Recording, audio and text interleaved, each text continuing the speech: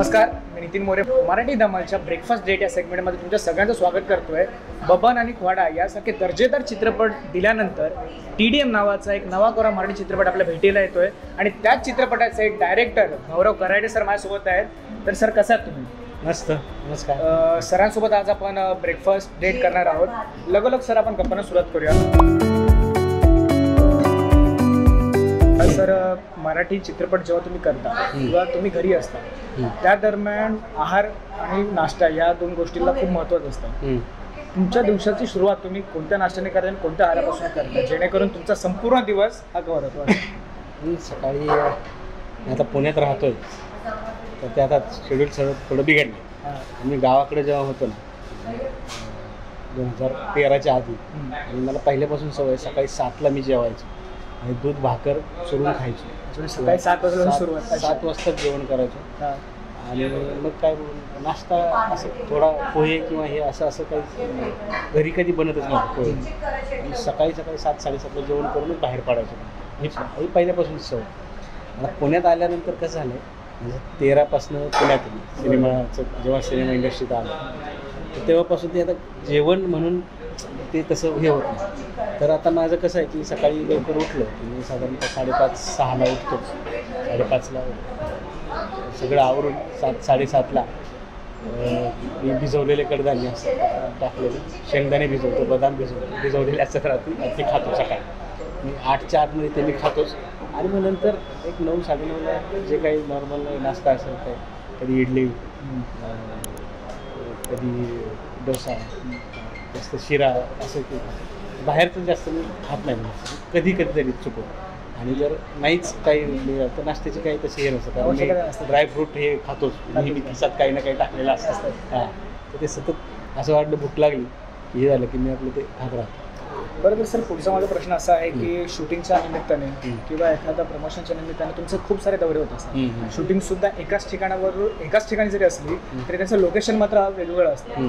तर या दरम्यान तुमचा ब्रेकफास्ट, या दरम्यानचा तुमचा आहाराचा समतोल तुम्ही कसा राखता? कारण का जेव्हा शूटिंग सुरू होते, जोपर्यंत पॅकअप होत नाही तोपर्यंत सगळा स्टाफ भुकेला असतो.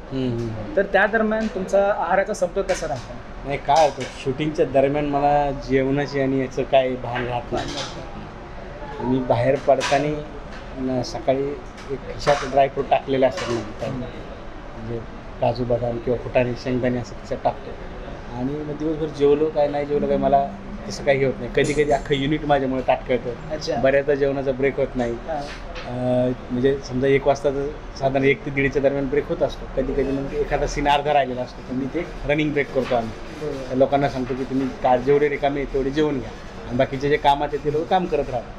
माझं असं जेवणाचं किंवा याचं काहीच हे होत नाही. मी फक्त सगळं शूटिंग संपल्यानंतर रात्री मग जेवतो. दुपारी जेवलंच किंवा जेवण केलंच असं होत नाही. काहीतरी ज्यूस बीस असतं, लिक्विड मला जास्त लागतं त्याचं. आणि मी त्यामुळे सगळे युनिटमधले लोक म्हणतात अरे हा बॅटरीवर चालतो. म्हणजे मला कधी रोजच जेवणाचं भान राहतं. म्हणजे सगळेच बाकीचे लोक प्रोडक्शनचे काही हे असतात तर ते किंवा विरू म्हणतात ते बॅटरीवर चालतं आहे. ते सरांचं काम असं आहे की हा पाहिजेच असं काही नाही. तर मग नाही राहत भान कामाचं असं काही नाही. पण समोर आलं खायला की मग जे असं तिथं होतं खातो असं काही. पुढे सुद्धा मी याच प्रश्नावर येणार होतो की जेव्हा कधी तुम्ही शूटिंगच्या निमित्ताने बाहेर असता, आता तुम्ही बोललात की 2013च्या आधी तुम्ही गावी होता, 13 नंतर तुम्ही पुण्यामध्ये आला आणि चित्रपटाच्या शूटिंगच्या निमित्त तुम्ही गावोगावी भटकत नसता. तर अशा ठिकाणी कोणतं तुमचं आवडती एखादी जागा आहे का की तिकडे गेलात तुम्ही शूटिंगच्या दरम्यान किंवा असेच प्रवास करताना की त्या ठिकाणी जाऊन तुम्ही बाबा नाही बाबा मी इथे आलोय तर मला ही एक पदार्थ खाणंच आहे? मी ज्या ठिकाणी जातो कुठल्याही भागात गेलो गावात गेलो मी तिथलं स्पेशल काय आहे ते बघतो आणि मला मटण खायला आवडतं. अच्छा. मग मी नॉनव्हेजचं त्यातलं ज्यात मटण चांगलं कुठे मिळणार आहे, बरोबर, मासे कुठे चांगले मिळणार आहे बघतो आणि ते तिथं खातो. मग मी कुठेही कुठल्याही भागात गेलो का तिथली स्पेशालिटी काय आहे ते बघतो. मुंबईत जर आलो, मी गोरेगावला जर आलो तर सत्कारला नाही. बरोबर. म्हणजे मुंबईत आलो की मी सत्कारला जेवतो. किंवा मग दुसरीकडे खाली येत असेल तर एखाद्या फिश जिथं चांगले मिळतील, तर मासे चांगले मिळतील तिथं जेवतो. आणि आमच्या भागात गेलो तिकडं नगर, पुणे, सातारा, तर तिकडे नॉनव्हेज मटण चांगले तिथली जी स्पेशालिटी तिथे खाण्याचं मी खूप शौक आहे. म्हणजे एक बोलायला काय हरकत नाही की भाऊराव जेवढे चित्रपटाला घेऊन महत्त्वपूर्ण आणि महत्वाकांक्षा तेवढेच ते खाण्याला घेऊन सुद्धा आहेत. कारण मासे आणि मटण हे सगळ्यांनाच आवडतात आणि भाऊराव सुद्धा तसेच शौकीन आहेत खाणारे. तो खरंच खूप चांगली गोष्ट आहे. शेवटचा प्रश्न म्हणजे या सेगमेंटमधला मी तुम्हाला असं विचारेन की एखादा तुमच्यासोबत घडलेला ब्रेकफास्टवाला किस्सा किंवा तुम्ही काही जसं ज्या पद्धतीने बोलत की तुम्ही सुद्धा खूप मोठे खवय्ये आहात, तर काय एखादा असा किस्सा जो अजूनपर्यंत तुमच्या लक्षात होतो किंवा ह्या हॉटेलमध्ये गेलोय आणि इकडे असं झाले तो अजूनपर्यंत तुमच्या लक्षात आहे असं काय एखादा? किस्से खूप झाले असे. मी जेव्हा दिल्लीला गेलो होतो पहिल्यांदा राष्ट्रीय पुरस्काराच्या वेळेस आणि 5 स्टार हॉटेलमध्ये पहिल्यांदा राहिलो. आई सोबत होती. अच्छा. आणि आई सोबत असल्यामुळे आम्ही खायचं काय, एवढे सारे पदार्थ काय खावं काय नाही हा प्रश्न पडलेला आम्हाला. बरं आपल्या परिचयाचे काहीच नाही ना. नाहीच. तर आणि त्यात आई शाकाहारी. ओके. आई आमची मांसाहार करत नाही. तर तिला आता नेमकं काय खावं द्यावं आणि मला पण माहीत नाही ना या पदार्थात काय आहे. तर नॉनव्हेज वेगळे हे वेगळे. तर असं झालं होतं की आम्ही ज्यूस मागवला आणि तिथे टोस्ट होते. तर ते आई ते टोस्ट म्हणून खायला लागली ज्यूसमध्ये. ते लक्षात आलं नाही ना. मग रवी दादा होते नेमके, रवी जाधव आले, म्हणले अरे भाऊ असं असं आहे हे आपल्या म्हणजे हे सगळे वेगवेगळे पदार्थ आहेत, वेगवेगळ्या देशातले पदार्थ आहेत. आपल्या सोयीचं पण त्यांनी आम्हाला दाखवलं की डोस्याचे काही प्रकार आहेत, हे व्हेजिटेरियन काही प्रकार आहेत, हे असा परिचयाचा नाश्ता घे. तर तो किस्सा आणि त्या ह्याच्यात आम्ही एवढे सगळं हसत होतो. त्या कनल मॅडम म्हणून होत्या पुण्यातल्या. तर ते आईची पंचायत त्यांनी ओळखली. त्यांना जाणवलं की आता महाराष्ट्रातून आलेल्या माणसाला सगळे पदार्थ हे सगळे वेगवेगळे नवीन. तर त्यांनी मग ते आईला बरोबर व्यवस्थित नाश्ता खाऊ घातला. आणि मग मी नॉनव्हेज खातो त्यामुळे मला काही प्रश्न नव्हता. नाश्त्याला जे काही नॉनव्हेज पदार्थ आहे मी खायचो. तर हा किस्सा म्हणजे कायम स्मरणात राहिला. ही तारांबळ आपली बाहेर गेलं तर उडते. पहिल्यांदा कारण काय होतं की ते पदार्थ वेगळे असतात सगळे. एवढे पदार्थ तिथे गेले हॉटेलमध्ये 5 स्टारमध्ये तुम्ही पाहिजे तर 50 वेगवेगळ्या प्रकारचे पदार्थ तर काय खावं काय करणार आपल्याला. तर ही पंचायत व्हायची सुरुवात आणि ती त्यावेळेस जास्त झाली होती. तर तो किस्सा अजून स्मरणात. आणि ते जो 10-15 मिनिटं आम्ही सगळे असं बघतच होतो. आम्ही दोघं माई लेकरं आता खायचं तरी काय, सुरुवात तरी कुठून करायची, ओळखीचं सुद्धा नाही जास्त नाही. मग ते आईने काय नक्की खूपच मजेशीर किस्सा आहे. मी सर पुढचा प्रश्न असा आहे की आज तुम्ही बबन केलात, वाडा केलात, तुमचा चित्रपट बनवण्याचा कल हा ग्रामीण विभागाशी खूप निगडीत असतो. ग्रामीण विषयावर किंवा ग्रामीण माध्यमांवर जे कोणते विषय निघतात त्या विषयांवर तुमचा चित्रपट बनवायचा कल जास्त असतो. यानंतर भाऊराव कराडे आम्हाला कधी ग्रामीण विषयाला थोडंच बाजूला सरकता पुढे आम्हाला एक मोठ्या स्केलवर कोणता मूवी बघायला मिळेल, कोणत्या मूवीकडे येईल?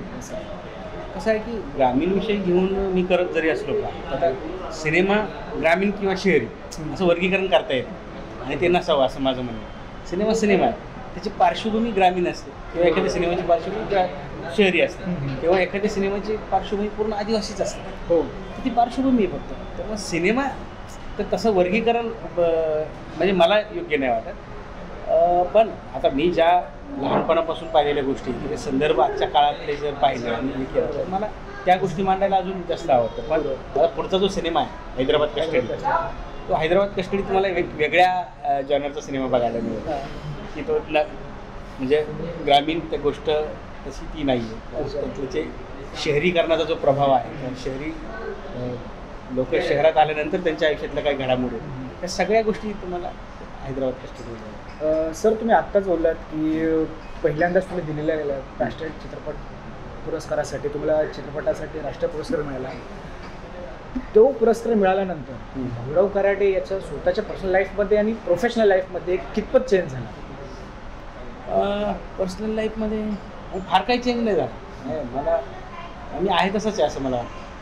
फक्त काय झालं की नॅशनल मिळाल्यानंतर एक वेगळी ओळख इंडस्ट्रीमध्ये झाली. बरोबर, वेगळी ओळख महाराष्ट्रामध्ये झाली आणि एक वलय निर्माण झालं. पण पुरस्कारानंतर काय की काम सोपं झालं मला पुढे काम करण्यासाठी आणि एक स्फूर्ती मिळाली हे झालं. पण माझ्या वैयक्तिक आयुष्यात असं काय फार बदल झाला ना. मला फार आता तुम्ही बघतच असाल मी आहे तसाच आहे. बरोबर, अगदी पुरस्कार घेताना जरी जसा होता त्याच साध्या पेहरावामध्ये तसंच आहे. माझ्या वैयक्तिक आयुष्यात बदल नाही. जेव्हा आपलं म्युझिक लॉन्च झालं, ट्रेलर लॉन्च झालं, त्या दरम्यान खूप पत्रकारांनी प्रश्न विचारले, तुम्ही त्याचं अजूनपर्यंत उत्तर दिले नाहीत, पण मला माझ्या प्रेक्षकांसाठी तो प्रश्न परत एकदा विचारावा लागतोय, सर काय आहे नेमकं TDM? त्याचा शॉर्ट फॉर्म म्हणजे आम्ही फुल फॉर्म सुद्धा शोधण्याचा प्रयत्न केला, पण बोलतात ना सूत्रांकडून सुद्धा काहीच कळायला नाही, मिळालंच नाही. काय आहे नेमकं TDM ही जी गोष्ट आहे, तर नाव जरी इंग्रजी असलं तरी त्यातला जो गाभा आहे तो रांगडा मराठीचा आहे. अच्छा. आणि मराठी माणसाच्या अस्मितेची ती गोष्ट आहे. प्रत्येक तरुणाची, महाराष्ट्रातल्या शहरातला असो किंवा गावातला असो, प्रत्येक तरुणाच्या मनातली ती गोष्ट आहे आणि कुटुंबाची गोष्ट आहे. तर त्याचा जो अर्थ आहे तो तुम्हाला 28 एप्रिललाच कळेल. पण हे नक्की आहे, 28 एप्रिलला TDM नावाची एक म्हण इथून पुढं महाराष्ट्रात प्रचलित होईल. सगळ्या महाराष्ट्रात TDM हे म्हणत कायमस्वरूपी प्रचलित. म्हणजे आपण बघू शकतो की आज देखील म्हणजे आता जरी चित्रपट रिलीज व्हायला 1.5 आठवडा राहिला आहे, अजून 1.5 आठवडा राहिला आहे, तरी सुद्धा अजून पण TDM या नावाचा फुल फॉर्म सरकार सांगत नाही. त्यांचं एकच वाक्य आहे की जेव्हा चित्रपट रिलीज होईल तेव्हा तुम्ही बघा, आणि नक्कीच आम्हाला तेव्हाच या शब्दाचा अर्थ कळायला आवडेल सुद्धा. सर ते शेवटी जातात एक शेवटचा प्रश्न तुम्हाला विचारतो की आज मराठी चित्रपटाचं स्वरूप हे खूप मोठ्या प्रमाणामध्ये बदलतं आहे. आज जसं तुम्ही बोललात की ज्यूस आला की ज्यूस घेऊया आपण. नक्कीच.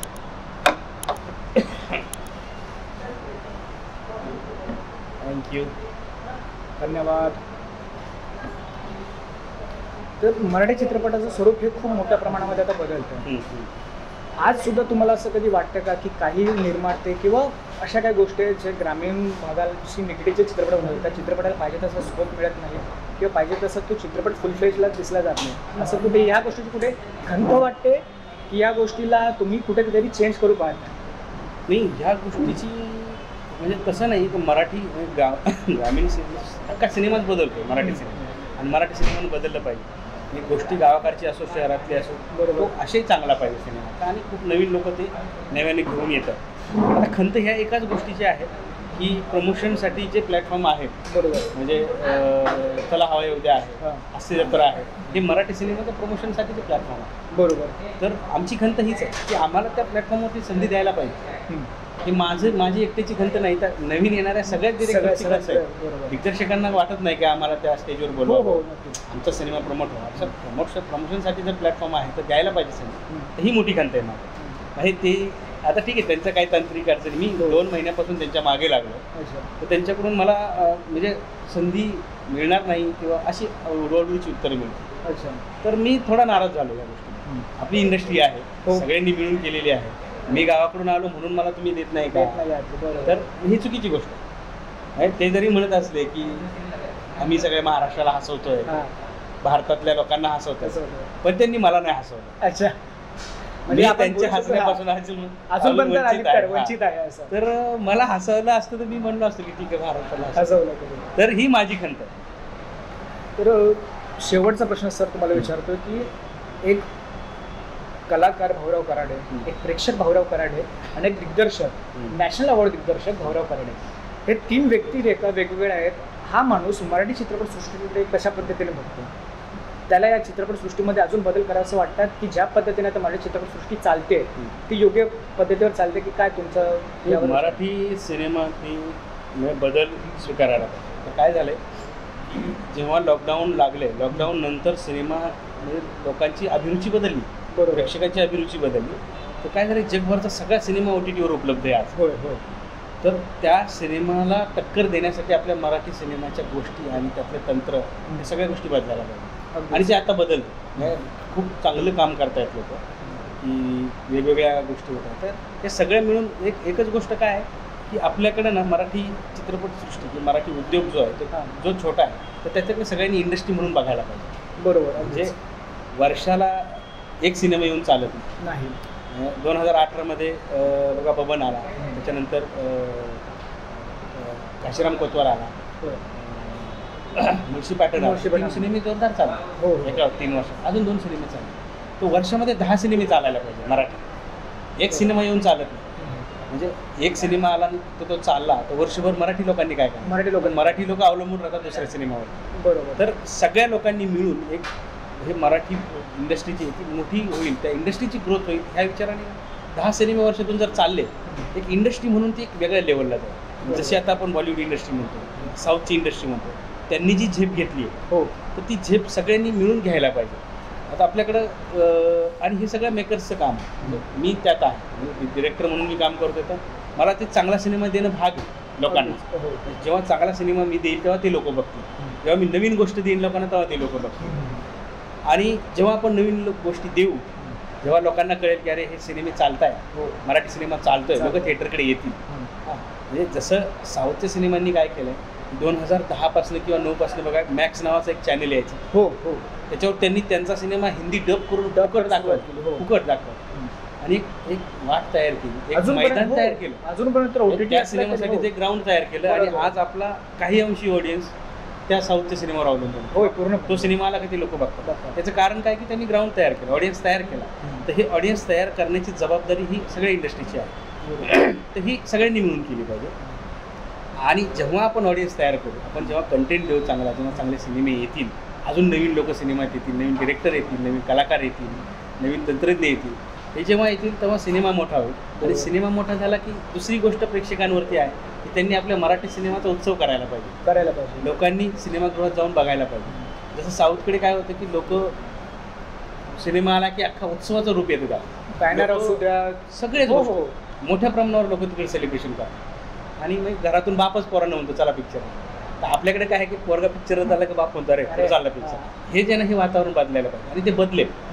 म्हणजे हे सगळं चित्र सध्याचं आशावादी आहे. मी फार आशावादी माणूस की ह्या याच्यातून इंडस्ट्री म्हणून मराठी चित्रपटसृष्टी नक्की एक उभारी घेईल असं मला वाटतं. खूप धन्यवाद सर, खूप चांगल्या गप्पा झाल्या. तुमच्याकडून चित्रपटाच्या संदर्भात सुद्धा तुमच्या चित्रपटाकडे बघण्याचा पॉईंट ऑफ व्ह्यू काय आहे तो सुद्धा कळाला आम्हाला. आणि प्रेक्षकांनो खरंच 28 तारखेला चित्रपट येतोय TDM, गौरव कराडेकर आहेतच, त्यांच्यासोबत अजून 2 नवीन कलाकार सुद्धा आहेत, त्यांचीसुद्धा आपण मुलाखत घेणारच आहोत. तर सर जाता जाता प्रेक्षकांना काय सांगाल, काय वेगळं आहे TDMमध्ये बाबा आणि फाड्यापेक्षा? प्रत्येक सिनेमा हा वेगळाच असतो. जसं तुम्ही फाडा बघितला, बबन बघितलं, हे दोन्ही सिनेमे वेगळे आहेत. त्यांच्यापेक्षा हा पूर्ण वेगळा सिनेमा. म्हणजे जेव्हा TDM येईल, TDM लोक बघतील आणि मला खात्री आहे की लोकांना तो आवडेल. कारण त्या तुमच्या मनातली गोष्ट TDMमध्ये आहे. आणि 28 एप्रिलला तो रिलीज होतो. फार कमी दिवस राहिले, 10 दिवसच राहिले आपल्या सिनेमासाठी. तर तुम्ही नक्की आवर्जून बघा. आणि तुमच्या ज्या प्रतिक्रिया आहेत, आता आमची गाणी यूट्यूबवर आहेत, ट्रेलर यूट्यूबवर आहेत, त्याचं लोकांनी खूप चांगलं स्वागत केलं आहे, चांगला प्रतिसाद आहे. तुम्ही त्यावर जाऊन कमेंट्स करा, तुमच्या प्रतिक्रिया आम्हाला कळल्या किंवा आम्हाला अजून ऊर्जा मिळेल. तर मला ही 100% खात्री की हा सिनेमा तुमचा आहे, तुमच्या मनातली गोष्ट आहे आणि ही तुम्हाला नक्की आवडेल. तुम्ही बघा आणि एन्जॉय करा. येतोय TDM 28 एप्रिलला तुमच्या जवळच्या सिनेमागृहात. खूप थँक्यू आणि ऑल द व्हेरी बेस्ट तुमच्या नवीन सगळ्या प्रवासासाठी. थँक्यू.